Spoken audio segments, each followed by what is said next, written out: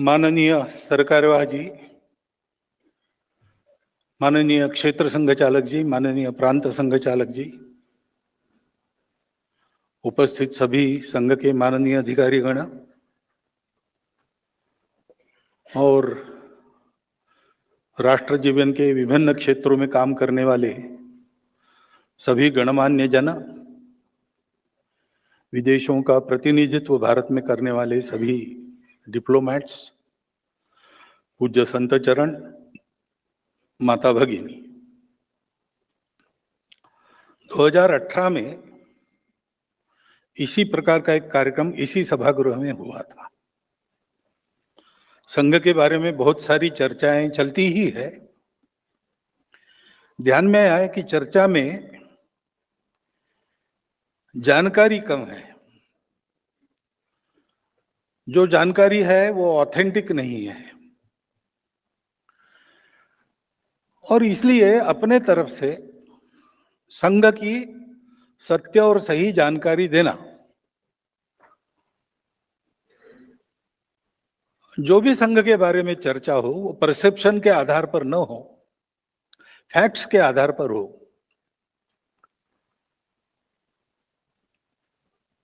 वो मालूम होने के बाद निर्णय क्या करना, निष्कर्ष क्या निकालना, वो तो जो सुनेगा उसका अपना अधिकार है। किसी को कन्विंस नहीं करना है, बस बताना है।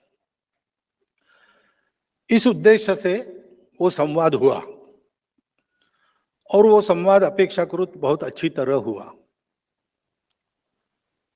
संघ के बारे में सत्य जानने के बाद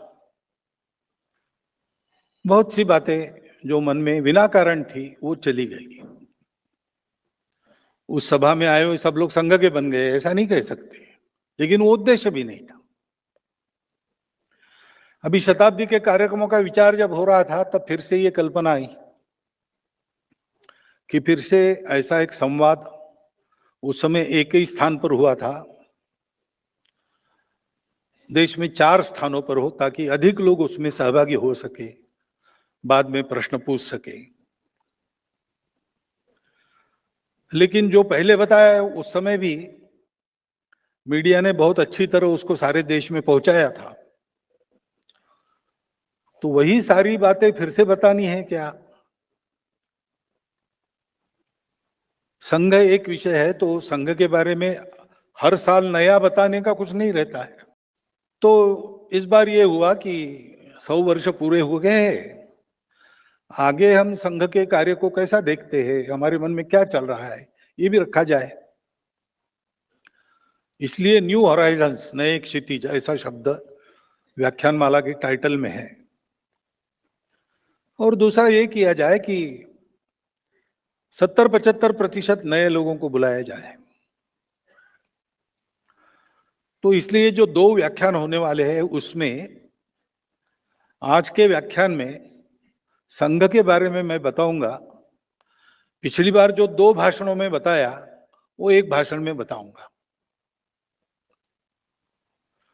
100 साल की संघ की यात्रा हो रही है।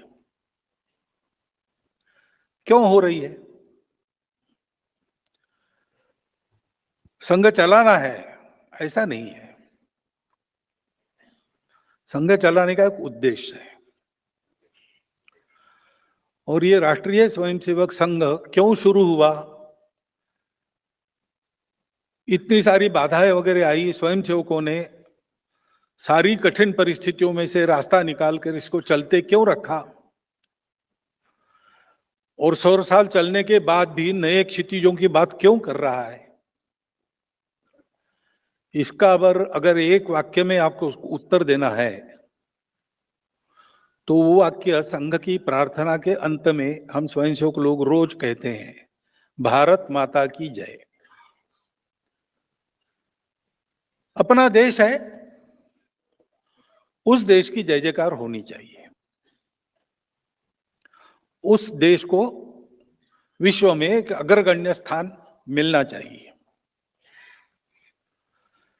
लेकिन क्यों मिलना चाहिए? अग्रगण्य स्थान तो एक ही देश प्राप्त करेगा और विश्व में सैकड़ों देश है। उसके लिए भी एक नई स्पर्धा उत्पन्न करनी है क्या? तो ऐसा कोई इरादा नहीं है, लेकिन उसके पीछे एक सत्य है।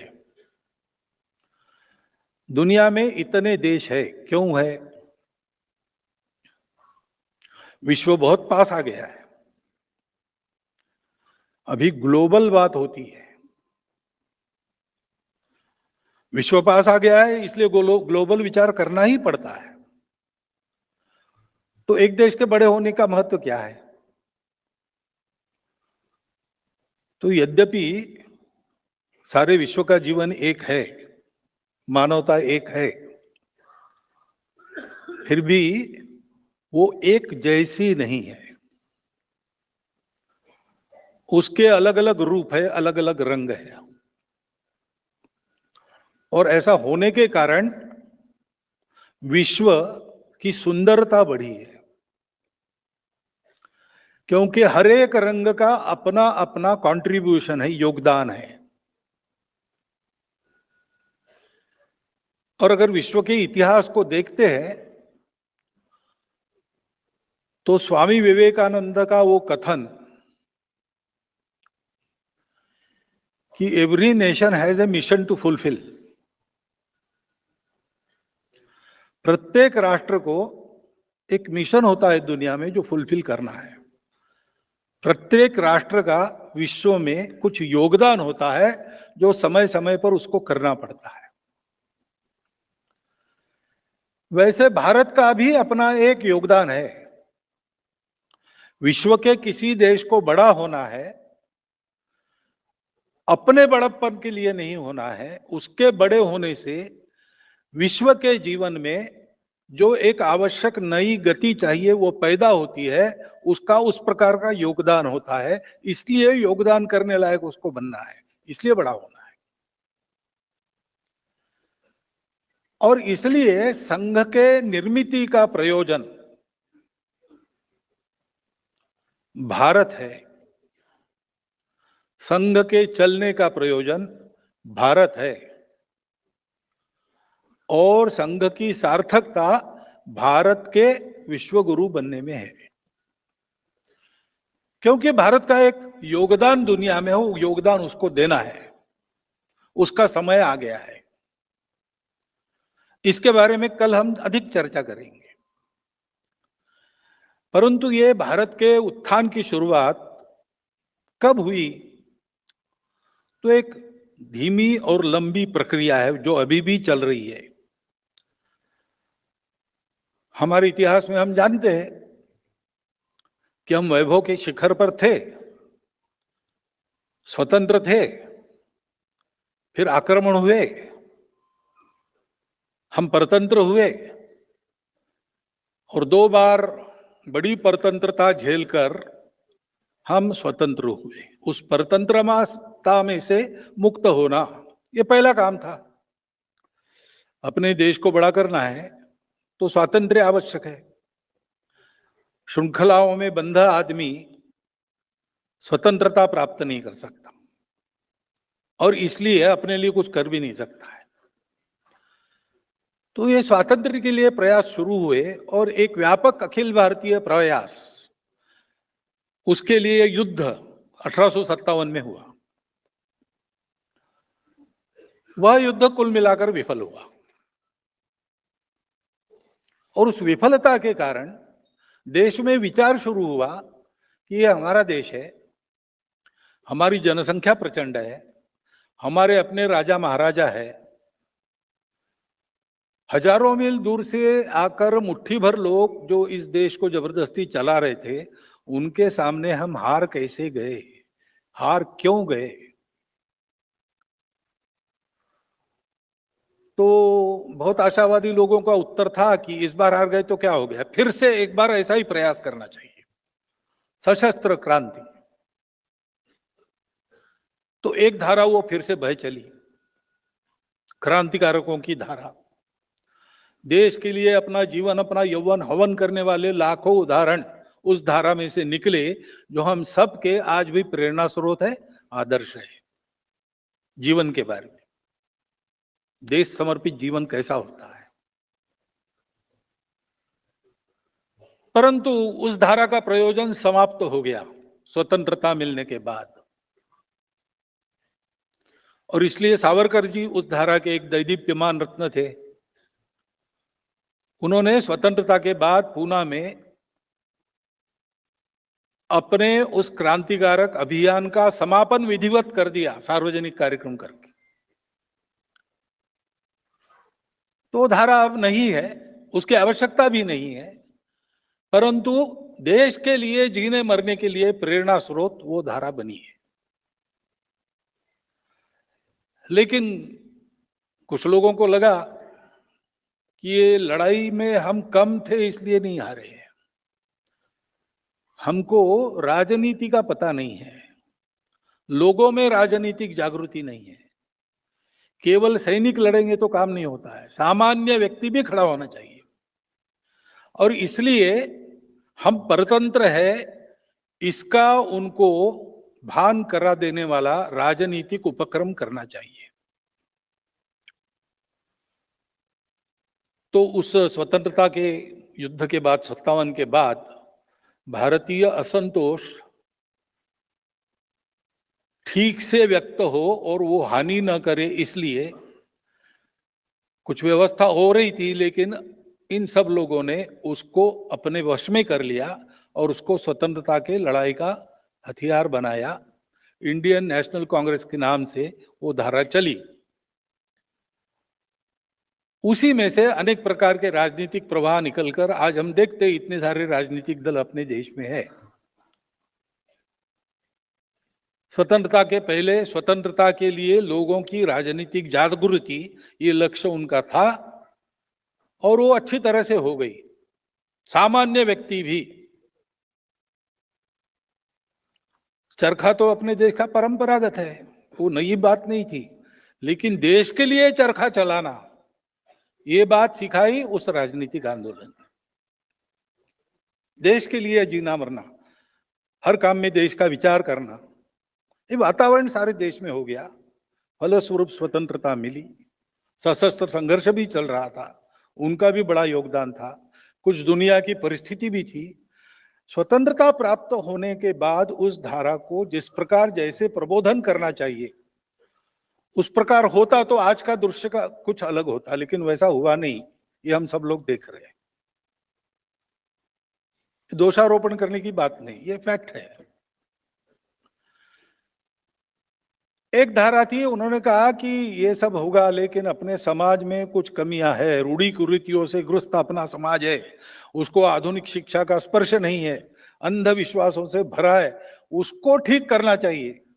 और इसलिए तरह तरह के सुधार आंदोलन अपने देश में हुए और कुछ आज भी चल रहे हैं। उनका परिणाम तो हुआ, प्रभाव तो हुआ, लेकिन सब कुछ ठीक नहीं हुआ। अभी भी ऐसे सुधार के उपक्रम, सुधार के अभियान, सुधार के आंदोलन करने पड़ते हैं। और एक धारा थी जिन्होंने कहा कि पहले अपने मूल पर चलो, फिर से हम उसको भूल गए हैं। स्वामी दयानंद सरस्वती, स्वामी विवेकानंद, दो मुख्य नाम उसमें लिए जाते हैं, जिन्होंने अपने मूल पर समाज को खींचने का प्रयास किया। उसके चलते जो जो हुआ, इन पहले की 3 धाराओं सहित भारत में आज जो कुछ चल रहा है उस पर इनका प्रभाव है। कहीं ना कहीं प्रेरणा स्रोत वहां पर है, कहीं ना कहीं विचार का जो प्रवाह है वो वहां से जुड़ता है। परंतु ये चारों धाराएं चली जैसा भारत हमको चाहिए। 75 वर्ष आजादी के पूरे हुए, लेकिन हम अभी ऐसा नहीं कह सकते कि वैसा खड़ा हुआ। का कारण क्या है? संघ के निर्माता जो थे डॉक्टर हेडगेवार, वो इन चारों धाराओं में काम कर चुके थे। उनको हम जन्मजात देशभक्त कहते हैं, क्योंकि बचपन से ही ये चिंगारी उनके मन में थी कि देश के लिए जीना चाहिए, देश के लिए मरना चाहिए। स्वयं बचपन में ही अनाथ हो गए थे, दरिद्रता में आगे बढ़ना पड़ा, लेकिन देश के लिए चलने वाले कामों में भाग लेना उन्होंने कभी नहीं छोड़ा। और विद्यार्थी के नाते उनका जो कर्तव्य था अपनी पढ़ाई अच्छी तरह से पूर्ण करना, उसमें अपने विद्यालय में पहले 10 में आना, ये भी कभी उनका छूटा नहीं। वंदे मातरम आंदोलन 1905-6 में जो हुआ, उस समय उन्होंने नागपुर के सारे विद्यालयों में उस आंदोलन का संगठन किया। जब इंस्पेक्टर लोग स्कूल इंस्पेक्शन के लिए आते थे तो हर क्लास में उनका स्वागत वंदे मातरम से होता था। चिढ़कर उन्होंने सारे विद्यालय बंद कर दिए। कौन इसके पीछे पता लगाने का प्रयास किया। 4 महीने स्कूल बंद रहे, पता नहीं लगा। अंत में कॉम्प्रोमाइज हो गया, जो अभिभावक गार्डियंस थे और सरकार इनमें, कि एक नॉमिनल अपॉलॉजी हो जाए स्कूल में एंटर करते समय गेट पर, और शिक्षक खड़ा रहे, वो पूछे गलत हुआ ना, माफी चाहते हो ना, तो मुंडी हिलाना, नॉमिनल अपॉलॉजी। स्कूल शुरू हुए, लेकिन 2 छात्र नागपुर के थे जिन्होंने ये भी करने का इनकार कर दिया कि भाई भारतवासी हम हैं, भारत माता हमारी, उसके स्वतंत्रता की बात को नकारना सपने में भी हम नहीं कर सकते।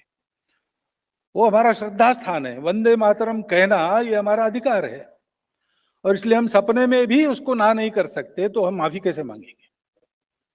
तो स्वाभाविक वो दोनों रस्टिकेट हुए। उसमें एक डॉक्टर एडीवार थे जो बाद में डॉक्टर बने। फिर उस समय राष्ट्रीय विद्यालय चलते थे, उनमें जाके उन्होंने अपनी पढ़ाई पूरी करी। मैट्रिक में इस परिस्थिति में भी वो फर्स्ट क्लास में पास हुए। नागपुर के लीडर लोगों ने उनका ये स्पार्क देखकर, ये चिंगारी देखकर तय किया कि इनको कलकत्ता जाना चाहिए, मेडिकल पढ़ना चाहिए। मेडिकल की पढ़ाई का बहाना है, परंतु करना है वहां क्या, क्रांतिकारकों की कोऑर्डिनेशन कमेटी वहां है, अनुशीलन समिति, उससे संबंध स्थापित करना और क्रांति कार्य पश्चिम भारत में भी शुरू करना। तो उनकी योजना के अनुसार पास में पैसा न होते हुए भी चंदा करके जो थोड़ा जमा हुआ, उसके आधार पर डॉक्टर साहब कलकत्ता गए। किसी लॉज में जगह नहीं थी, तो अपने 2 मित्र एक कमरे में रहते थे, उनके बिस्तर के बीच की जगह में अपना बिस्तर लगाया और उन्होंने मेडिकल की पढ़ाई भी अच्छी तरह पूरी की, फर्स्ट क्लास में हो गए, और क्रांतिकारक समिति से संबंध भी स्थापित कर लिया। स्वर्गीय त्रैलोक्यनाथ जी चक्रवर्ती, स्वर्गीय रासबिहारी बसु, इनके लिखे पुस्तकों में उनका उल्लेख आता है। उनका कोड नेम कोकेन था। कोकेन चंद्र एक जीवित वास्तविक व्यक्ति थे जो चंद्रनगर में रहते थे, लेकिन उनके नाम से इनका वहां का चलता। सीआईडी को पता लगा तो कोकेन को अरेस्ट करने वो चंद्रनगर जाके उनको लेके आई दूसरे को। ऐसी कहानी भी है। ये सब उन्होंने किया, लेकिन क्रांतिकारक आंदोलन भी बंद हो गया। अनेक लूपहोल्स के कारण, अनेक कमियों के कारण अंग्रेज सरकार ने उसको दबाने में यश प्राप्त किया। इनकी मेडिकल की पढ़ाई भी पूरी हो गई। 3000 रुपए मासिक की एक नौकरी बर्मा में उनके लिए तैयार थी। प्रिंसिपल ने कहा, इन्होंने कहा मैं नौकरी करने के लिए नहीं आया हूं, मैं तो अपने देश के लिए काम करने वाला हूं, और इसलिए नागपुर वापस आए।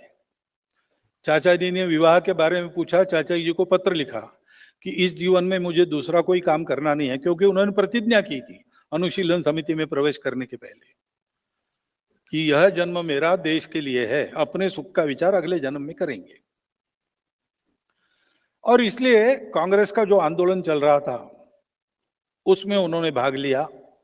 1920 में उस आंदोलन का प्रचार करते समय जो भाषण किए, उसके चलते सेडिशन का मुकदमा उन पर चला, और उसमें उन्होंने अपना डिफेंस दिया। डिफेंस देते नहीं थे, लेकिन उन्होंने कहा कि मैं डिफेंस दूंगा तो कोर्ट में मेरा और एक भाषण होगा, पत्रकार वगैरह आएंगे, और एक बार मेरे प्रचार की मुझे संधि मिलेगी। और उन्होंने भाषण किया। वो भाषण करने के बाद जो जजमेंट आया उसमें जज ने लिखा कि जिन भाषणों के कारण इनको आरोप लगा है इन पर, उन भाषणों से इनका बचाव का भाषण ज्यादा सेडिशियस है, क्योंकि उन्होंने यहीं से शुरुआत की कि अंग्रेज लोग हमारे ऊपर राज्य कर रहे हैं, ये किस कानून के तहत कर रहे हैं, उनको किसने अधिकार दिया। स्वतंत्रता तो प्रत्येक व्यक्ति का जन्मसिद्ध हक है। मैंने लोगों को यही बताया है, स्वतंत्रता प्राप्त करने के उपाय बताए हैं, किसी के विरोध में कुछ नहीं कहा है। जो आपके भाषण लिखने वाले लोग हैं उनको मराठी भी ठीक से नहीं आता, मेरे भाषण मराठी में हुए। आरोप तो आपका झूठा है, लेकिन ये कोर्ट भी बेकानूनी है। इस न्याय को, इस न्यायाधीश को, इस न्यायालय को मैं नहीं मानता, ऐसा उन्होंने कहा। और इसलिए उनको 1 वर्ष सश्रम कारावास हुआ। सब ऐसे जो आंदोलन थे, क्रांतिकारकों का आंदोलन था, राजनीतिक जागृति के आंदोलन थे, समाज सुधार के काम थे, धर्म जागृति के काम थे, अपने मूल पर वापस आने के लिए, इन सब में उन्होंने प्रामाणिकता से, निस्वार्थ बुद्धि से, कार्यकर्ता के नाते काम किया। कार्य पद्धति जान ली, कैसा काम करते हैं, समाज की स्थिति क्या है, ये करने से समाज में क्या होता है, ये सब उन्होंने जान लिया, अनुभव लिया। और इस लंबे समय के दौरान उनका इन सब काम में काम करने वाले जो श्रेष्ठ लोग थे, धुरीण थे, लीडर लोग थे, उनसे संपर्क आया, चर्चा भी हुई। उनकी यह सक्रियता संघ स्थापना के बाद भी कायम थी। संघ शुरू होने के बाद 1930 में जंगल सत्याग्रह हुआ। उस जंगल सत्याग्रह में भी वो संघ के सरसंघ चालक हो गए थे, उसको छोड़कर नया सरसंघ चालक नियुक्त करके आंदोलन में गए। वहां भी उनको 1 वर्ष सश्रम कारावास की सजा हुई। वो काटकर वापिस आए, फिर जो सरसंघ चालक बने थे उन्होंने अपना कार्यभार वापस कर लिया, फिर संघ का नेतृत्व किया। तो उनका अनुभव था। और इस दौरान सबसे बात हुई, सुभाष बाबू से, महात्मा जी से, लोकमान्य तिलक से, चंद्रशेखर आजाद, भगत सिंह, राजगुरु जी को तो महाराष्ट्र में अंडरग्राउंड उन्होंने रखा, नागपुर में रखा। बाद में लगा कि नागपुर सेफ नहीं उनके लिए, तो अकोला में भेजा। ये सब करते हुए इन सब लोगों से चर्चा होती थी, तो उनको ध्यान में आया कि सब लोगों को ऐसा लगता है कि हमारे उपाय अधूरे रहेंगे अगर इस समाज के जो कुछ दुर्गुण हैं, जो घुस गए हैं इसमें, उसको दूर न किया जाए। क्योंकि एक बात तो स्वतः सिद्ध है कि देश को बड़ा करना है, देश को स्वतंत्र करना है, कुछ भी करना है, तो नेताओं के भरोसे, संगठनों के भरोसे नहीं होता। वो सहायक जरूर होते हैं, लेकिन सबको लगना पड़ता है, सब में एक गुणवत्ता आनी पड़ती है। पूरे समाज के प्रयास से कोई भी परिवर्तन आता है। आज अपने देश को बड़ा करना हम चाह रहे हैं, वो किसी के भरोसे छोड़ के नहीं होगा, सब सहायक होंगे। नेता, नीति, पार्टी, अवतार, विचार, संगठन, सत्ता, सब इनका रोल असिस्टेंस का है। लेकिन मुख्य कारण जो बनता है वो समाज का परिवर्तन है, समाज की गुणात्मक उन्नति है। और बिना उसके हुए हमारे काम फुलफिल नहीं होंगे। जो इश्यूज लिए हैं वो शायद रिजॉल्व हो जाएंगे, लेकिन वो फिर से खड़े नहीं होंगे, इसकी कोई गारंटी नहीं। क्योंकि स्वतंत्रता की बात ले तो हम देखते हैं कि कितना लंबा ताता है आक्रामकों का। हर बार कोई आता था, हमको देखते देखते जीत लेता था, फिर हम जागरूक होकर उसको खदेड़ देते थे, दूसरा आता था। ये सब बार बार क्यों होता है? क्योंकि कुछ ऐसे दोष है जिनको निकालना चाहिए, कुछ ऐसे गुण है जिनको विकसित करना चाहिए। और इसलिए ये काम किसी को करना पड़ेगा। हम लोग नहीं कर सकते क्यों नहीं, हमने अपना अपना काम चुन लिया है। इनका भी अध्ययन, डॉक्टर हेडगेवार का भी अध्ययन, चिंतन, वो इसी निष्कर्ष पर आया था। जिन महानुभावों के मैंने नाम लिए हैं उन सबको आप पढ़ लीजिए तो आपको ये भाव मिलेगा। उसके बारे में बहुत लोगों ने लिखा है। स्वदेशी समाज नाम का श्री रविन्द्रनाथ ठाकुर जी का निबंध पढ़िए। उसमें उन्होंने कहा है कि समाज की जागृति राजनीति से नहीं होगी। हमारे समाज में समाज का स्थानीय नेतृत्व खड़ा करना पड़ेगा। उन्होंने शब्द किया है नायक। जो स्वयं शुद्ध चरित्र है, जिसका समाज से निरंतर संपर्क है, समाज जिस पर विश्वास करता है और जो अपने देश के लिए जीवन मरण का वर्ण करता है, ऐसा नायक चाहिए, ऐसा उन्होंने कहा है। इतने बड़े खंडप्राय देश में गांव-गांव में, गली-गली में ऐसा नायक चाहिए, जिसके जीवन से एक वातावरण बनता है, वातावरण में समाज अपनी कृति बदलता है। ऐसे नायकों का निर्माण होना चाहिए।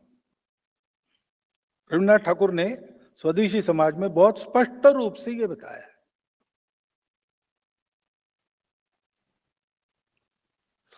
इन सब के बोलने में, लिखने में ये बात आई है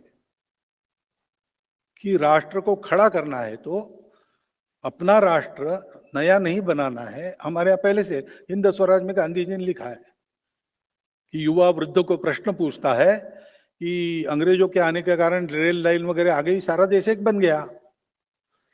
तो वृद्ध के रूप में वो गांधी जी उत्तर देते हैं हिंद स्वराज में कि ये भी बात तुमको अंग्रेजों ने ही सिखाई है। अंग्रेजों के आने के बहुत पहले हमारा देश एक था। तो हमारे देश का अस्तित्व ये बहुत प्राचीन है। परिस्थितियां बदलती है, उसमें परिस्थिति बदलती है, इसलिए वो एकत्व नहीं बदलता। स्वदेशी समाज में ही रविन्द्रनाथ जी ने लिखा है कि कोई नया व्यक्ति हम में आने से हम भारत के लोग डरते नहीं, क्योंकि सबके प्रति अपनेपन का हमारा स्वभाव है। इस देश में हिंदू, मुसलमान, बौद्ध आदि आदि आपस में संघर्ष नहीं करेंगे। इसी देश के लिए जिएंगे, इसी देश में मरेंगे। आपस में संघर्ष करते करते कोई एक हल वो इसका निकाल लेंगे और साथ में जिएंगे। आगे वो कहते हैं कि ये हल अहिंदू न होकर विशिष्ट रूप से हिंदू होगा। ये उन्होंने लिखा है। उस शब्द के बारे में क्या है बाद में बताता हूं मैं, परंतु यह विचार सब में था कि अपना देश प्राचीन समय से एक है, अपने समाज को उन्नत बनाना चाहिए। वो सदा के लिए संकट परंपरा का निवारण करने का एकमात्र उपाय है। लेकिन फुर्सत नहीं है, तो डॉक्टर हेडगेवार ने सोचा कि किसी को फुर्सत नहीं है तो मैं इसके प्रयोग करता हूं। ये बात उन्होंने त्रैलोक्यनाथ चक्रवर्ती जी को बहुत पहले 1911 से 14 वो कलकत्ता में रहे शायद, उस समय बताई थी। और नागपुर वापस आने के बाद मेडिकल की पढ़ाई पूरी करके आंदोलनों में भाग लेते लेते उन्होंने इसके कई प्रकार के प्रयोग किए कि ये कैसे हो सकता है, संपूर्ण देश को जोड़ा कैसे जा सकता है, संपूर्ण देश को बड़ा कैसे किया जा सकता है, देश के व्यक्ति में गुणवत्ता का निर्माण कैसे किया जाता है। इसके अनेक प्रयोग किए उन्होंने भारत सेवाश्रम संघ के काम को देखा था। वो जिस अनुशीलन समिति के सदस्य थे, उनके भी कई ऐसे मनुष्य निर्माण के कार्यक्रम चलते थे। ये सारा अनुभव लेकर उन्होंने एक चिंतन किया, एक उपाय निकाला, उसका प्रयोग किया। और उस प्रयोग के यशस्वी होने के बाद उसकी चर्चा की। उनके जो तरुण साथी सार्वजनिक जीवन में सक्रिय तो थे ही, तो बहुत सारे तरुण उनके व्यक्तित्व के कारण उनके साथ रहते थे, उनसे चर्चा की और 1925 में घोषणा की। 100 वर्ष हम आज मना रहे, लेकिन प्रत्यक्ष ये इस संघ का बीजारोपण उसके कई वर्ष पहले डॉक्टर साहब के मन में हुआ था। मन में उस बीज ने एक आकार धारण किया, अंदर एक अंकुर धारण किया और 1925 के विजयादशमी के बाद डॉक्टर साहब ने घोषणा की कि आज से यह संघ हम प्रारंभ कर रहे हैं। उद्देश्य उन्होंने कहा संपूर्ण हिंदू समाज का संगठन।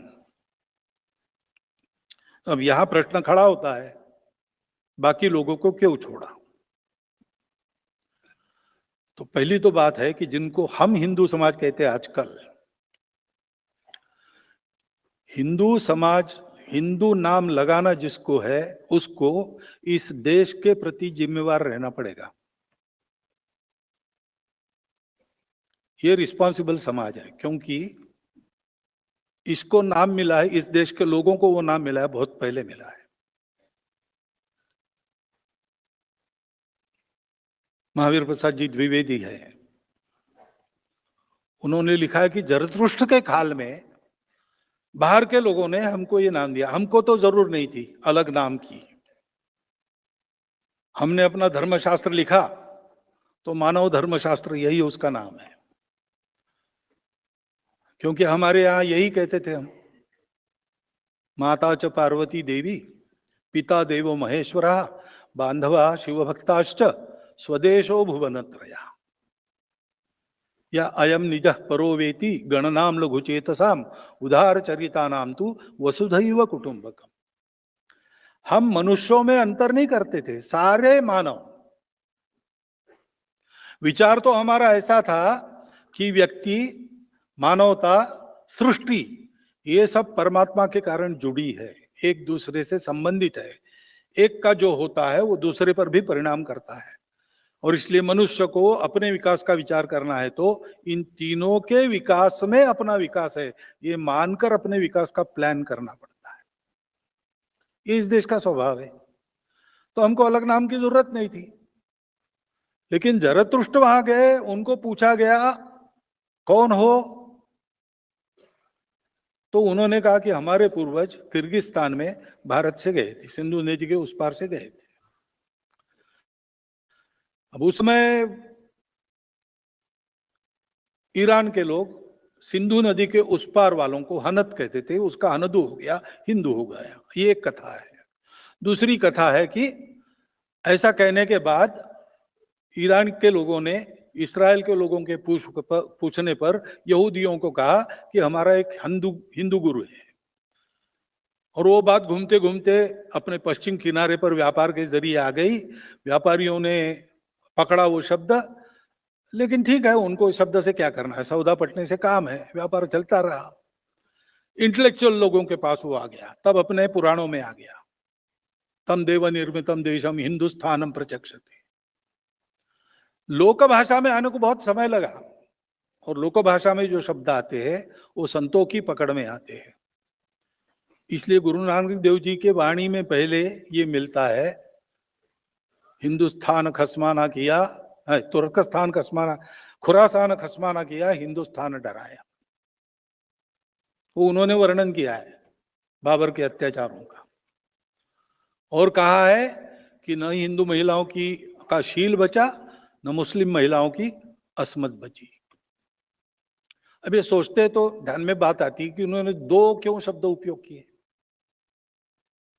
क्योंकि जैसे उस समय मुसलमान थे हमारे देश में, हमारे देश के कन्वर्टेड मुसलमान थे,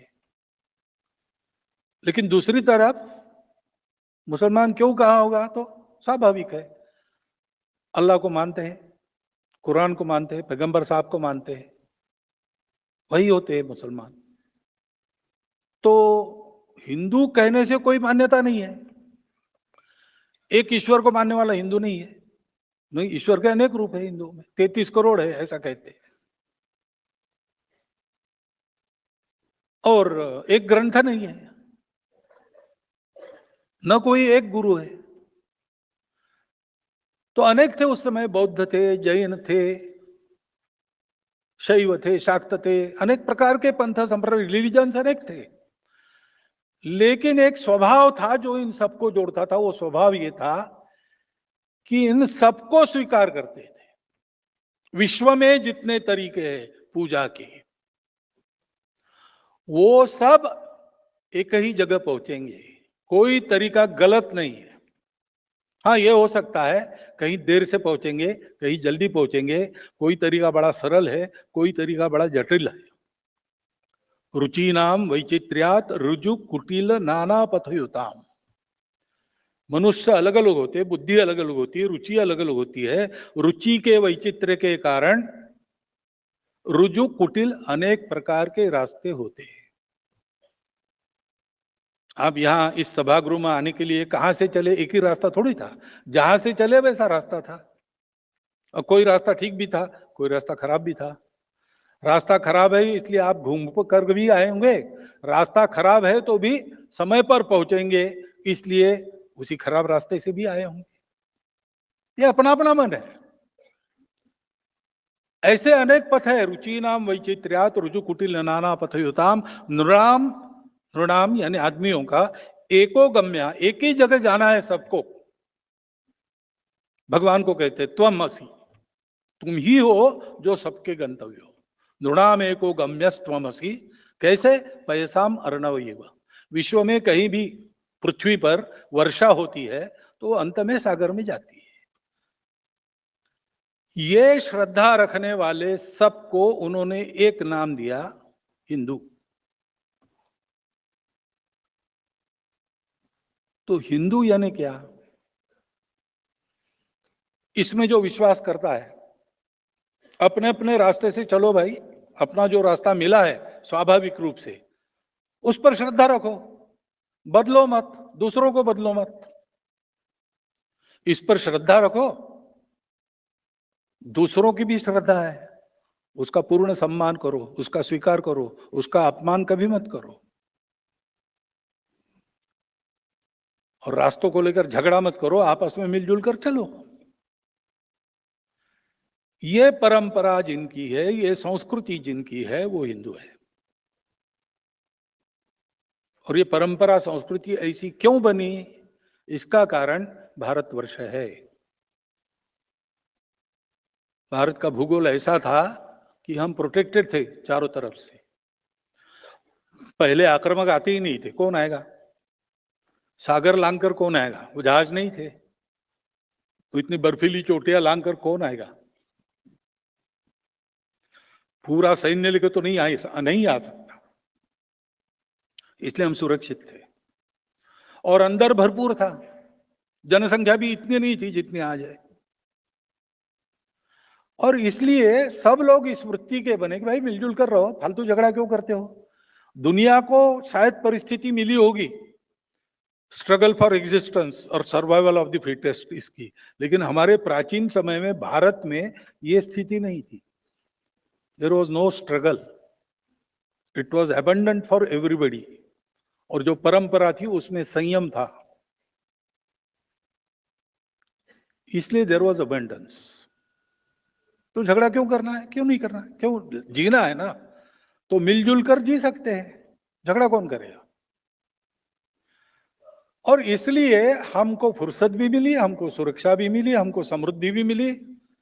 तो हमने जो एक ह्यूमन सर्च सारी दुनिया में चलता है, और दुनिया बाहर का देखकर रुक गई, जो दिखता है उसके आगे कुछ नहीं है, माइक्रोस्कोप लगाओ तो ज्यादा दिखता है, उसके परे कुछ नहीं है, ऐसा सोच के दुनिया रुक गई। हम वहां रुके नहीं, हमने दृष्टि को अंदर कर लिया और अपने अंदर की सत्य को खोजा हमने।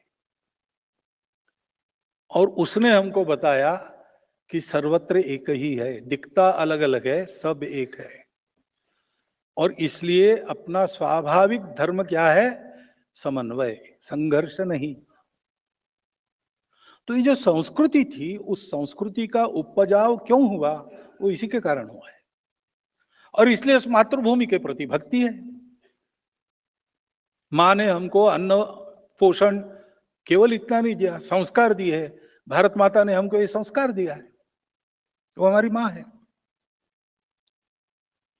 और ये केवल कपोलकल्पित बात नहीं है, इसके आधार पर प्राचीन समय से हमारे पूर्वज जीते आए हैं। ऐसा जीवन खड़ा करने के लिए उन्होंने खून पसीना सब बहाया, प्राणदान भी किया है। इस भूमि के संरक्षण संवर्धन के लिए भी बलिदान दिया है, परिश्रम किया है।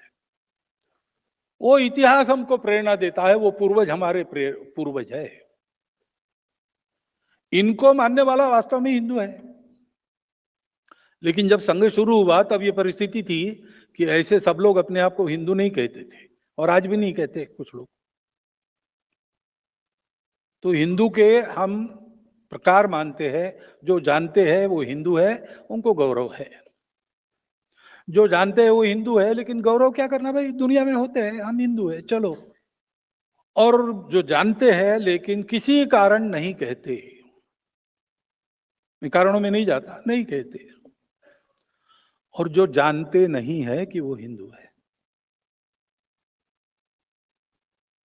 लेकिन ऐसे लोगों को भी जो जानते नहीं है, हिंदवी कहने से बुरा नहीं लगता, भारतीय कहने से बुरा नहीं लगता, सनातन का भी कुछ लोग स्वीकार करते हैं।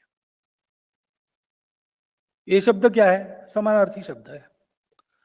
और इसलिए हम लोग ऐसा नहीं कहते कि आप हिंदू ही कहो, आप हिंदू हो, ये हम बताते हैं। नहीं भाई, हम हिंदवी है, हम भारतीय है, ठीक है। इसका कंटेंट समझो। इन शब्दों के पीछे केवल शब्दार्थ नहीं है, एक कंटेंट है। वो कंटेंट जियोग्राफिकल नहीं है, उस कंटेंट में एक भक्ति है भारत माता की, उस कंटेंट में एक परंपरा है पूर्वजों की, जो हम सबकी समान है। डीएनए को भी देखो, वही है। 40,000 वर्ष पूर्व से भारतवर्ष के लोगों का डीएनए एक है, अखंड भारत की भूमि पर जो जो है। और हमारी संस्कृति है मिलजुल कर रहने की। ये बातें अलग अलग अलग रूप जो है वो हम में अलगाव पैदा नहीं करते, क्योंकि हम ये मानते ही नहीं कि एक होने के लिए यूनिफॉर्म होना पड़ता है। यूनिफॉर्मिटी से यूनिटी आती है, ऐसा नहीं है। डाइवर्सिटी में भी यूनिटी है, क्योंकि डाइवर्सिटी भी यूनिटी का ही प्रोडक्ट है। लेकिन कोई परीक्षा है और प्रश्न आ गए 4, 2 तो बड़े कठिन है, 2 आसान है। पहले कौन सा? पहले आसान प्रश्न छोड़ो। इसलिए जो अपने आप को हिंदू कह रहे हैं, पहले उनको संगठित करो, उनका जीवन अच्छा बनाओ। तो किसी कारण जो अपने आप को हिंदू होके भी नहीं कहते, वो भी कहने लगेंगे। तो हिंदू के हम प्रकार मानते हैं, जो जानते हैं वो हिंदू है, उनको गौरव है। जो जानते हैं वो हिंदू है, लेकिन गौरव क्या करना भाई, दुनिया में होते हैं, हम हिंदू है, चलो। और जो जानते हैं लेकिन किसी कारण नहीं कहते, मैं कारणों में नहीं जाता, नहीं कहते। और जो जानते नहीं है कि वो हिंदू है, लेकिन ऐसे लोगों को भी जो जानते नहीं है, हिंदवी कहने से बुरा नहीं लगता, भारतीय कहने से बुरा नहीं लगता, सनातन का भी कुछ लोग स्वीकार करते हैं। ये शब्द क्या है, समानार्थी शब्द है। और इसलिए हम लोग ऐसा नहीं कहते कि आप हिंदू ही कहो, आप हिंदू हो, ये हम बताते हैं। नहीं भाई, हम हिंदवी है, हम भारतीय है, ठीक है। इसका कंटेंट समझो। इन शब्दों के पीछे केवल शब्दार्थ नहीं है, एक कंटेंट है। वो कंटेंट जियोग्राफिकल नहीं है, उस कंटेंट में एक भक्ति है भारत माता की, उस कंटेंट में एक परंपरा है पूर्वजों की, जो हम सबकी समान है। डीएनए को भी देखो, वही है। 40,000 वर्ष पूर्व से भारतवर्ष के लोगों का डीएनए एक है, अखंड भारत की भूमि पर जो जो है। और हमारी संस्कृति है मिलजुल कर रहने की। ये बातें अलग अलग अलग रूप जो है वो हम में अलगाव पैदा नहीं करते, क्योंकि हम ये मानते ही नहीं कि एक होने के लिए यूनिफॉर्म होना पड़ता है। यूनिफॉर्मिटी से यूनिटी आती है, ऐसा नहीं है। डाइवर्सिटी में भी यूनिटी है, क्योंकि डाइवर्सिटी भी यूनिटी का ही प्रोडक्ट है। लेकिन कोई परीक्षा है और प्रश्न आ गए 4, 2 तो बड़े कठिन है, 2 आसान है, पहले कौन सा? पहले आसान प्रश्न छोड़ो। इसलिए जो अपने आप को हिंदू कह रहे हैं, पहले उनको संगठित करो, उनका जीवन अच्छा बनाओ, तो किसी कारण जो अपने आप को हिंदू होके भी नहीं कहते वो भी कहने लगेंगे। और हिंदू कहने से हिंदू वर्सेस ऑल ऐसा नहीं होता है। हिंदू बनाम कोई ऐसा नहीं है, क्योंकि हिंदू इसका मतलब इंक्लूसिव, इंक्लूसिविटी की मर्यादा क्या है? कोई मर्यादा नहीं। जब आगे एक व्यक्ति नहीं, पूरा परिवार, पूरा परिवार नहीं, पूरा गांव, गांव नहीं भैया जनपद, जनपद नहीं भैया प्रांत, प्रांत नहीं देश, देश नहीं विश्व, मानवता नहीं केवल सृष्टि भी, अनंत के साथ एक हो जाओ। वहां जो पहुंचा उसको सर्वश्रेष्ठ मानने वाला अपना समाज है। और इसलिए ये कोई संकुचित बात नहीं है, उल्टा ये अपने सारे विकास को संपूर्ण विश्व के साथ एक रूप होने को एक खुला रास्ता देने वाली बात है। उनका संगठन करना, इसलिए संघ निकला, क्योंकि पूरा समाज ऐसा होगा तभी होगा। लेकिन होने के लिए तो कुछ करना पड़ेगा, केवल तैयार होने से काम नहीं चलता, तैयारी का उपयोग करना पड़ता है। तो ये विचार किया गया कि तैयारी जो करनी है उसके 2 भाग है, एक तो मनुष्यों को तैयार करना, दूसरा मनुष्यों ने काम करना। तो जो मेथोडोलॉजी डेवलप हुई मनुष्यों को बनाने की, उस पर लगकर काम करने वाला एक संगठन राष्ट्रीय स्वयंसेवक संघ, उसको दूसरा कुछ नहीं। उसकी शाखा है, उसके स्वयंसेवक है, और बाकी सब जो होना है तैयारी के चलते वो करने वाले स्वयंसेवक रहेंगे। संघ संघ के नाते उसमें जाएगा नहीं। स्वयंसेवक बहुत है, संघ चलाने के लिए जो लगते हैं उनको छोड़ दिया तो भी बहुत सारे स्वयंसेवक है, वो सक्रिय हो जाए, समाज जीवन में जहां जिसकी आवश्यकता है वो करेंगे। ये तो सपने से भी ज्यादा दुष्प्राप्य बात लगती थी। स्वयंसेवक भी पूछते थे कैसे होगा, डॉक्टर साहब कहते थे होगा, संघ कुछ नहीं करेगा, सब कुछ होगा, और हो रहा है। अनेक क्षेत्रों में अपने स्वयंसेवक काम कर रहे हैं। वो जो विचार मिला है, जो संस्कार मिला है, उसके आधार पर उस क्षेत्र की आवश्यक है वहां पुनर्रचना करके आगे बढ़ रहे हैं। भारतीय मजदूर संघ में स्वयंसेवक काम करने के लिए गए, उन्होंने पूरी दुनिया के लिए लेबर फील्ड का एक नया दर्शन दिया है।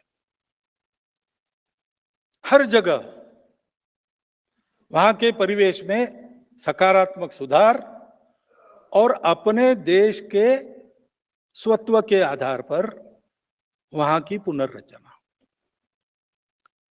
क्यों ये पुनर्रचना आवश्यक है उसमें कल जाएंगे हम लोग। लेकिन ये वो स्वयंसेवक करते हैं, वो उनका है, स्वतंत्र है, अलग है, स्वायत्त है, उसका क्रेडिट उनको है, संघ को नहीं। डिस्क्रेडिट वो संघ को शेयर करना पड़ता है, क्योंकि माल हमारे यहां से गया है। क्रेडिट उनका है, संघ उनको कंट्रोल नहीं करता, डायरेक्टली भी नहीं, रिमोटली भी नहीं। एक ही बात है, स्वयंसेवकों का संबंध संघ से अटूट है, जन्म जन्मांतर का है। वो संघ की प्रार्थना कहीं भी गा लेंगे, वो टूटता नहीं कभी। उसके चलते स्वयंसेवक मिलते हैं, बात करते हैं, हम भी बात करते हैं, पूछते हैं, हम बताते हैं, हमको ध्यान में आया बताते हैं, मदद मांगते हैं, मदद देते हैं, अच्छे काम को सर्वत्र मदद करते हैं। हम केवल स्वयंसेवकों को ही करते हैं ऐसा नहीं है, किसी को भी कर सकते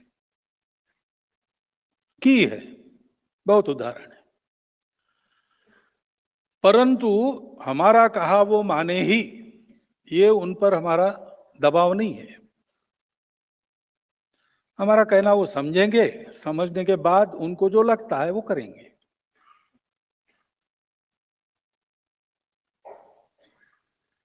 क्योंकि उनके क्षेत्र में वो काम कर रहे हैं, उनका अनुभव है, उनकी एक्सपर्टाइज है। हमारी नहीं है ऐसा नहीं है, लेकिन करना तो उनको है। जो करने वाला है वो, उसको जो स्वतंत्रता मिलनी चाहिए करने की, तो उनको मिलती है। और संगठन में केवल स्वयंसेवक नहीं है, उनके साथ बहुत सारे लोग हैं। संगठन तो संघ के नहीं है, वो जनता के है। स्वयंसेवकों ने खड़ी की है, अथवा पहले से जो थे उसमें स्वयंसेवक है, उसमें उनका प्रभाव कम ज्यादा होता है। अन्य लोग भी साथ है, सबको साथ लेके चलाना स्वयंसेवक के नाते यही सिखाया हमने। मतभेद हो तो भी मनभेद न हो, साथ में लेकर सबको चले, ये स्वभाव सबका रहे, इसी को तो संगठन कहते हैं। हमारी अपेक्षा उनसे ये संगठन ठीक रहे, स्वयंसेवक ठीक रहे, वो करते हैं, हम बताते रहते हैं। वो स्वतंत्र, अलग, स्वायत्त और धीरे धीरे स्वावलंबी होते हैं, मदद मांगने की स्थिति नहीं रहती उनकी। विचार, संस्कार और आचार ये ठीक रहे, इतनी हम स्वयंसेवक की चिंता करते हैं, संगठन की चिंता वो करते हैं, वो हमारी नहीं है। इस प्रकार हम आगे जाते हैं, और ये हमको एक दबाव गुट नहीं बनाना है सबका मिलके भारत में। पूरे भारत में सबको संगठित करने के लिए संघ है। तो आपको भी अनुभव आया होगा कि 30 साल 40 साल पहले शायद आप में से बहुत लोग संघ के घोर विरोधी रहे होंगे, और शायद उनमें से कुछ लोग आज संघ के समर्थक बन गए। आप घोर विरोधी थे तब भी अपने थे, और आज हमारे हैं तब भी अपने ही है। एक देश है, 142 करोड़ का देश है, कितने मत होंगे? बहुत मत होते हैं। मत अलग होना ये अपराध नहीं, ये तो प्रकृति ने दिया हुआ गुण है। अलग अलग विचार एक साथ जब सुनते हैं और कोई सहमति बनती है तो उसमें से प्रगति होती है। अंग्रेजी में एक वाक्य बताते, coming together, staying together and working together.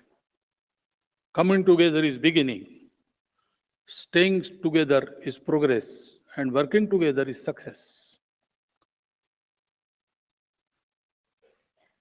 तो ये जो बात है इसको संगठन कहते हैं, और पूरे समाज का ही हमको संगठन करना है। क्योंकि संघ के मन में ये बात है कि अगर इस देश में ऐसा लिखा गया कि भाई संघ के कारण देश बच गया या देश का उद्धार हो गया, तो ये हमारे लिए ठीक नहीं है, कि ये हम करना नहीं चाहते। ये करना चाहते तो बहुत है, पहले से रावण से त्रस्त दुनिया, राम नहीं होते तो क्या होता, शिवाजी नहीं होते तो क्या होता। अरे भाई, कब तक आएंगे शिवाजी, कब तक आएंगे राम?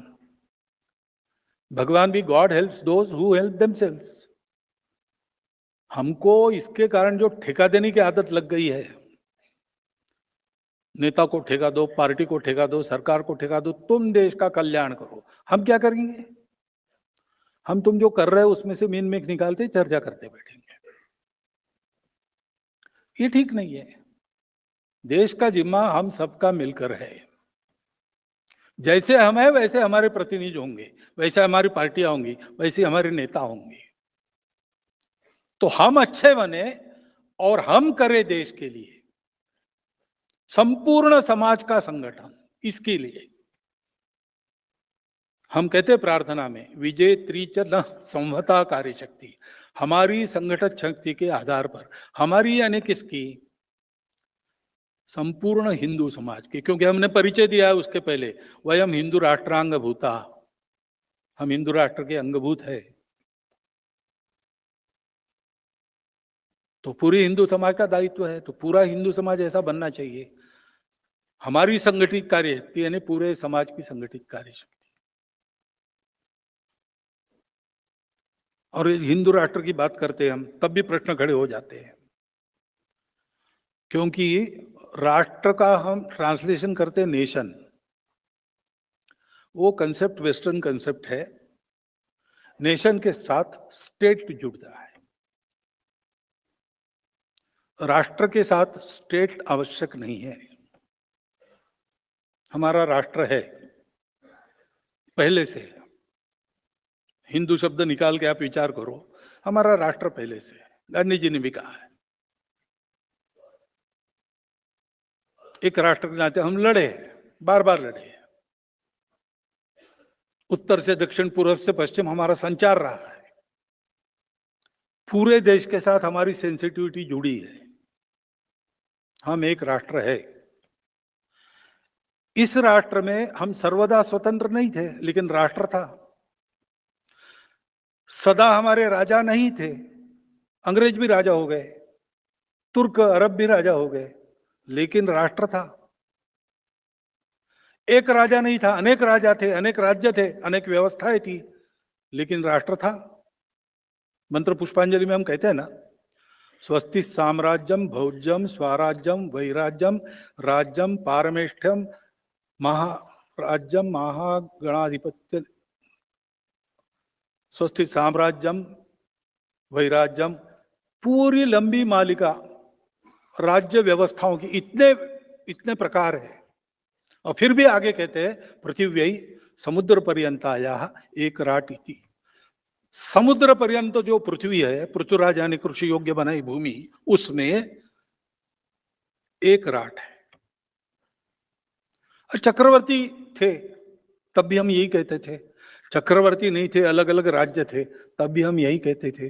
अंग्रेज राजा थे तब भी हम यही कहते थे, विदेशी आकर राज करते थे तब भी हम यही कहते। राष्ट्र था, सत्ता बदलती रही। हिंदू राष्ट्र शब्द का सत्ता से कोई मतलब नहीं, और हिंदू राष्ट्र के प्रखर होते, विद्यमान रहते, जो जो शासन रहा है वो शासन हमेशा पंथ संप्रदाय का विचार करने वाला शासन नहीं है। उसमें सबके लिए न्याय समान है। पंथ संप्रदाय भाषा कुछ भी नहीं, कोई भी भेद नहीं, प्रजा के लिए समान न्याय। और इसलिए जब हम हिंदू राष्ट्र कहते तब हम किसी को छोड़ रहे, ऐसा नहीं है। हम हिंदू राष्ट्र कहते हैं तो किसी का विरोध कहते, ऐसा नहीं है। संघ इसमें से हुआ ही नहीं है। संघ किसी विरोध में, प्रतिक्रिया में नहीं निकला है। गुरुजी के प्रेस कॉन्फ्रेंस में गुरुजी को पूछा गया कि हमारे गांव में तो मुसलमान और ईसाई है नहीं, हमारे यहाँ शाखा का क्या काम है। गुरुजी ने कहा कि भैया तुम्हारे गांव की छोड़ दो, पूरे दुनिया में भी मुसलमान ईसाई नहीं होते तो भी हिंदू समाज अगर इस अवस्था में रहता तो संघ की शाखा की आवश्यकता थी, क्योंकि संगठन किसी के विरोध में नहीं होता। आप सब लोग कुछ ना कुछ तो व्यायाम करते होंगे, कम से कम मॉर्निंग वॉक, इवनिंग वॉक करते होंगे। आपको कोई पूछे कि आप ये व्यायाम कर रहे हैं, किसको पीटने का इरादा है? अरे भाई, व्यायाम अपने आप को तंदुरुस्त कहने के लिए। अब कभी मारपीट होती है तो व्यायाम का शरीर काम में आता है, ये बात अलग है, लेकिन व्यायाम का उद्देश्य किसी को मारने की। स्वस्थ होना शरीर की स्वाभाविक अवस्था है, संगठित होना समाज की स्वाभाविक अवस्था है, बिना उसके कोई काम सफल नहीं होता है। इसलिए संपूर्ण समाज का संगठन ये करता है संघ, और ये 100 साल से कर रहा है। और 100 साल की यात्रा के बारे में कहे तो क्या बताएं। पहले ही हमको डॉक्टर हेडगेवार ने बताया कि संगठन के जीवन में 3 स्थितियां रहती, वो पार करनी पड़ती, उसके बाद फिर कार्य सिद्धि होती है। पहली अवस्था रहती है उपेक्षा की। संघ की भी उपेक्षा, विचार की मान्यता नहीं थी संघ शुरू हुआ तब। डॉक्टर हेडगेवार को पूरे देश में प्रसिद्ध लीडर नहीं थे, देखने में व्यक्तित्व भी ऐसा बहुत एक भरभक्कम शरीर वाला आदमी, काला ही था, चेचक के दाग थे चेहरे पर, सामान्य वेश, मध्यम वर्गीय महाराष्ट्रियन का जैसे रहता था उस समय वैसा, और सामान्य भाषा, ऐसे ही थे। प्रचार का कोई साधन नहीं था, विचार मान्यन बिल्कुल नहीं था। लोग तो कहते थे डॉक्टर हेडगेवार पागल हो गया, बच्चों को लेके देश को बनाने की बात कर रहा है। हिंदू राष्ट्र बिल्कुल मान्य नहीं था। अच्छे अच्छे हिंदू लोग कहते थे कि हिंदू तो अब मरने जा रहा है, छोड़ो, this is a dead society, ऐसा बोलते थे। और इसलिए उपेक्षा थी। हमारे प्रचारक थे, संघ कार्य के लिए निकले, कोई प्रचारक की शब्द नहीं था, लेकिन अंदर एक चिंगारी जग गई, निकल गए तो कुछ था ही नहीं, ठौर ठिकाना। भागलपुर में, बिहार में पहले बार प्रचारक गए नागपुर से, जैसे तैसे जुगाड़ करके उनको टिकट का पैसा तो डॉक्टर साहब ने दिया। कुछ उस समय 3 रुपया 12 आना भागलपुर तक का टिकट था, तो उनके पास में 1.25 रुपया बचा। भागलपुर में कोई परिचित नहीं, बिहार में कोई परिचित नहीं, काम शुरू नहीं हुआ था शायद, रहने का ठिकाना नहीं, कुछ नहीं। तो पटना से भागलपुर एक पैसेंजर जाती थी, रात को पहुंचती थी वहां, रात भर पड़ी रहती थी, सुबह निकल आती थी। उस पैसेंजर में रात को सोते थे, स्टेशन पर ही सारा सुबह वाला निपटते थे, और फिर गांव में घूमते रहते थे रात तक, इसके घर जाओ, उसके घर जाओ, इसकी बात करो, उससे बात करो। खाने को कुछ नहीं था, तो एक भुना चना बेचने वाला था, उससे दोस्ती कर ली, 1 पैसे का वो थोड़ा ज्यादा चना उनको रोज देता था, उस पर उनका भोजन चलता था। शाखा शुरू हो गई तो एक बाल स्वयंसेवक के घर कोई पर्व था, भोजन के लिए कोई चाहिए था। इसने उनको पूछा, आप ब्राह्मण हैं क्या? उसने कहा हाँ। तो बोले चलिए, हमारे यहाँ ब्राह्मण चाहिए। तो इसलिए उसके घर गए। उसके माताजी को पता चला कि ये एमकॉम है और सब छोड़कर हिंदू समाज को संगठित देश के लिए आया है। तो उस माताजी ने बताया कि भागलपुर में 11 बजे दोपहर, रात को 8 बजे तुम्हारा भोजन होना चाहिए, कहीं नहीं तो हमारे यहाँ आओ। मैं 11 बजे के बाद 1 घंटा राह देखूंगी, फिर गांव में घूमूंगी, तुम्हारा भोजन हुआ कि नहीं देखूंगी, हुआ होगा तो मैं करूंगी, नहीं तो नहीं करूंगी। अभी अभी मैं वहां क्षेत्र प्रचारक बन के गया, तब मैंने देखा वो जो बालक था 8वीं में उस समय, वो हमारे विभाग संघ चालक बन गए थे, उनके घर में ये चलता था। उस समय तो हमारी ये हालत नहीं थी। एक बड़े प्रसिद्ध नेत्र शल्य विशारद के यहाँ हमारा भोजन था, वहां हमारा भोजन हो रहा था। महाशय हमारे विभाग संचालक जी बैठे थे, हमने बोला आइए, तो बोले नहीं मेरा घर में भोजन है। तो फिर जाइए, समय हो गया, क्यों गया? उन्होंने कहा नहीं, आपका भोजन पूरा होने के बाद मुझे रिपोर्ट करना पड़ेगा, तब घर में बहुएं भोजन करेगी। समाज ने हमको संभाला, जैसा संभाला वैसा हम रहे, किसी बात की मान्यता नहीं, एक श्रद्धा लेकर चले, डॉक्टर हेडगेवार पर विश्वास रखकर चले। और फिर विरोध शुरू हुआ। क्या विरोध हुआ? किसी स्वयंसेवी संगठन का इतने लंबे समय तक इतना कड़ा विरोध और कटु विरोध, इसका भी कोई पुस्तक आप देख के तैयार कर सकते हैं। क्या क्या नहीं हुआ। झूठे आरोप मढ़े गए, हत्याएं हुई, संघर्ष हुआ। अपने को बचाने को जितना लड़ना था उतना हम लड़ते थे, लेकिन हमको बताया जाता था ये अपना ही समाज है। गुरुजी के घर पर हमला हुआ फरवरी में 48 में, तो साहब एक स्वयंसेवक रक्षण करने गए, उन सबको गुरुजी ने घर भेज दिया, जाओ अपना समाज है। इस समाज ने जब अपने को सराहा तब अच्छा लगा ना, और वही अगर मारने को आता है तो मेरे घर के आंगन में मेरा रक्त बहेगा, समाज का नहीं बहेगा। आप सब लोग जाओ वापस। ये वृत्ति थी, क्योंकि आधार क्या है हमारा? संघ के कार्य का आधार कोई विरोध, कोई प्रतिक्रिया नहीं, शुद्ध सात्विक प्रेम हमारे अपने कार्य का आधार है। जिस आधार पर हम विविधता में एकता देखते हैं वो तो सत्य रूप है, प्रेम रूप है, करुणा रूप है। संघ के स्वयंसेवकों ने हमेशा यही मन में बात रखी कि ये सब होगा, लेकिन सब अपने हैं। और जैसा मैं कहता हूं, संघ हिंदू के नाते चलता है, तो हिंदू का ये अपनापन केवल हिंदू के लिए नहीं है, वसुधैव कुटुंबकम है। वही बीज रूप में हम परिवार में अपनेपन के आधार पर चलते हैं, हम गांव को अपना गांव मानकर चलते हैं, देश को अपना देश मानकर चलते हैं। ये क्रमिक विस्तार हमारा होता है।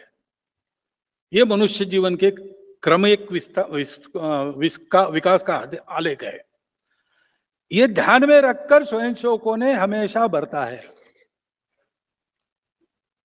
पास में कुछ नहीं था, स्वयंसेवकों की निष्ठा, स्वयंसेवकों की श्रद्धा, उनका विश्वास, इसके आधार पर संपूर्णतः स्वयंसेवकों के आधार पर हम चले।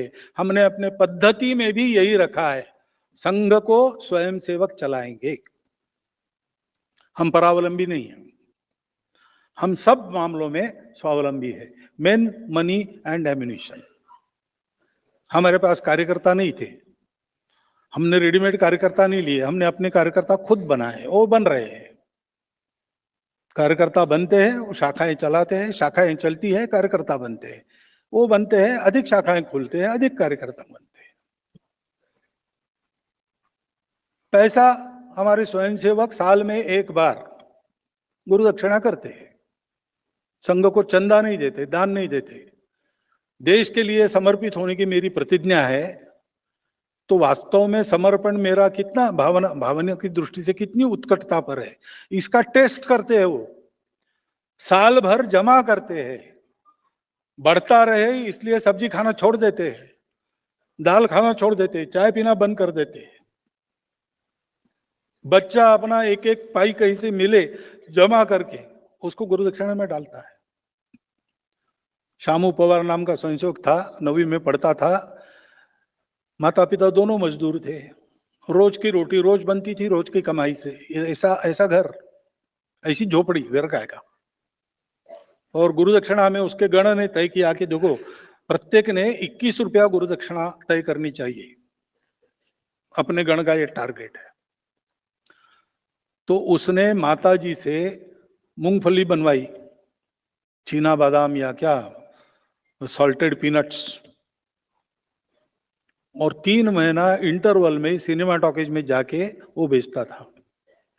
21 रुपए जमा हो गए, बंद कर दिया, घर में 21 रुपए रख दिए। 15 दिन बाद था गुरु दक्षिणा समर्पण का कार्यक्रम, घर को बताया गुरु दक्षिणा है।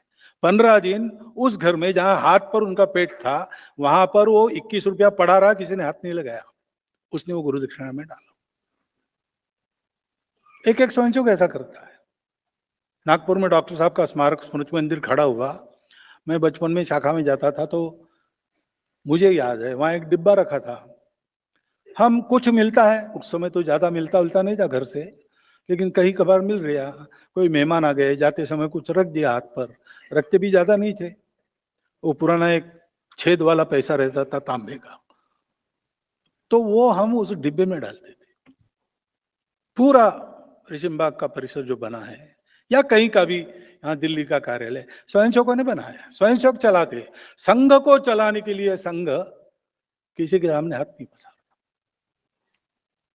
संपूर्ण स्वावलंबी संगठन है।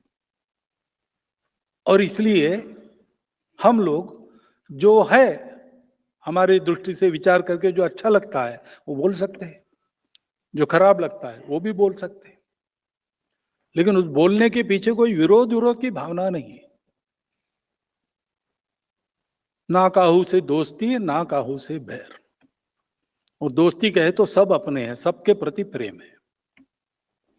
उस प्रेम के आधार पर और स्वयंसेवकों की निष्ठा तपस्या के आधार पर हम यहां पर पहुंचे हैं। कितने बड़े त्याग हुए, कितने बड़े बलिदान हुए हैं, उस पर हम खड़े हैं, ये हम जानते हैं। उनके प्रति मन में, और एक उस भाव का वर्णन मैं नहीं कर सकता, ऐसे भाव हमारे सबके मन में है।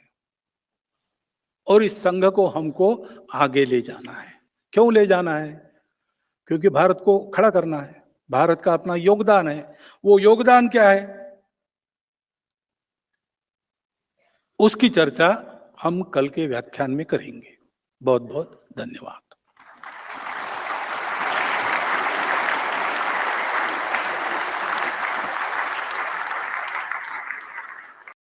पूज्य सत्संग चालक जी का बहुत आभार है। कल 27 व परसों 28 अगस्त को आप सभी अवश्य पधारिएगा। ऐसा आपसे अनुरोध है, आपकी प्रतीक्षा रहेगी।